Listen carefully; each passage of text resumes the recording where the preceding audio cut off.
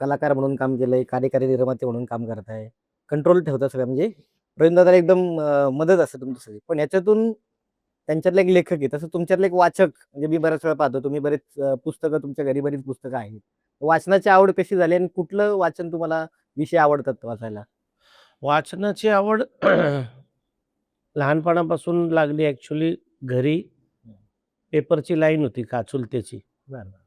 तर तो चांदोबा, हां. चंपक, ते हं. ठकठक ही जी मासिकं आहेत ना, ती तेव्हा यायची. हं. आणि मग ते मला तो माझ्यासाठी आणायचा ॲक्च्युली, की दादा हे वाचत जा, दादा हे वाच. हं. आणि खरं तिथून ते आमच्या काकामुळं ती सवय लागली. मग थोडंसं मोठं झालं तर पलीकडे एक रद्दीवाला होता आमच्या घराच्या पलीकडं, हां. एक 50 मीटरवर.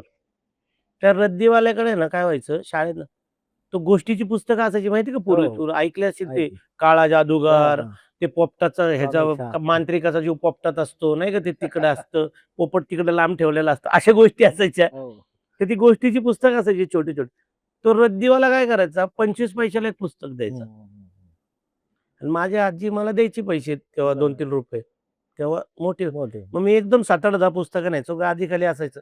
असं करत हळू मग वाचन हे झालं. मग ह्याच्या संघाच्या शाखेत जायचो तेव्हापासून मग तिथे गेल्यानंतर थोडंसं वेगळं वाचायला लागलो. हं. मग प्रवीणला त्याला काही सजेस्ट करायचे. मग तो सजेस्ट केला की मला सांगतात, "ते पुस्तक घे, हो. ते वाच." बरोबर. असं करत मग ती वाचनाची आवड होत गेली आणि जवळपास 2-3 हजाराच्या वरती पुस्तकं वाचून झाली. अरे वाह! बरं. वाचनात माझी विशेष आवड म्हणशील तर ऐतिहासिक वाचायला मला जास्त आवडतं. हं, हं, हं. आणि बाकीच्या सगळ्या बायोग्राफ्या वगैरे वाचून झालेल्या आहेत माझ्या. बरोबर आहे. त्यामुळे मला बऱ्यापैकी माहिती असते.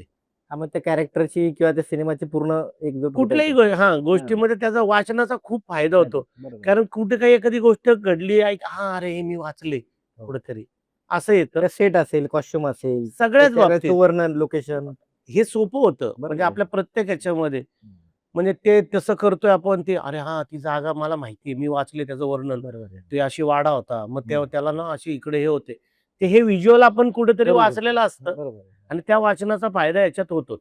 नक्की, नक्की. आणि वाचन लक्षात ठेव सगळ्यात महत्त्वाचं तुम्हाला काय करतं माहिती का? तर तुमचं कॉन्सन्ट्रेशन बिल्ड करतं. हो, हो. आता ते पेशन्स नाही राहिले लोकांमध्ये. आता हल्ली रीलवाला विषय चला, चला, चला, चला. आपल्याकडे ती हे नाही राहिले हॅबिट, पण वाचलं पाहिजे माझं असं मत आहे. तुम्ही जर वाचलं ना, तर तुला एक खासियत सांगतो या गोष्टीचा फायदा मला वैयक्तिक काय झाला. बाकी लय रॉकेट सायन्स नाही सांगत काय हां, त्यातलं. की नाही का मला प्रचंड माझ्या बौद्धिक पातळीमध्ये फरक-बिरक पडला. ते नाही, ते ठीक आहे सगळं. मला माझी माहिती वाढली. हं, पण हं.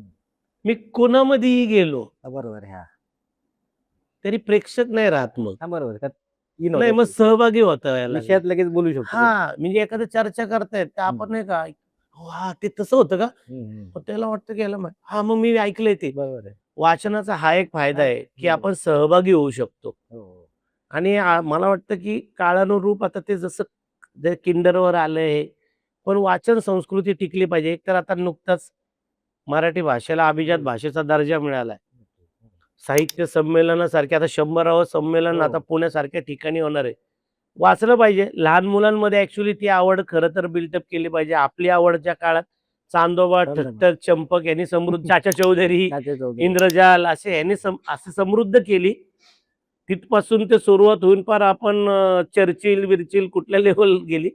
तर वाचलं पाहिजे. घरातही पालकांनी 4 पुस्तकं आपली ठेवली पाहिजेत साक्षात. छत्रपती शिवाजी हं. महाराजांविषयी लहान मुलांना छोटी-छोटी पुस्तकं ठेवली पाहिजेत, की बाळा हे वाच. जाड-जाड मोठी ठेवली नाही पाहिजे. वाचत. त्यांना आवडेल तसं. हं. महाराज कळतील, संभाजी महाराज कळतील, महाराष्ट्राचं इतिहास कळेल, तर वाचन संस्कृती ही जपली गेली पाहिजे. नक्की, नक्की.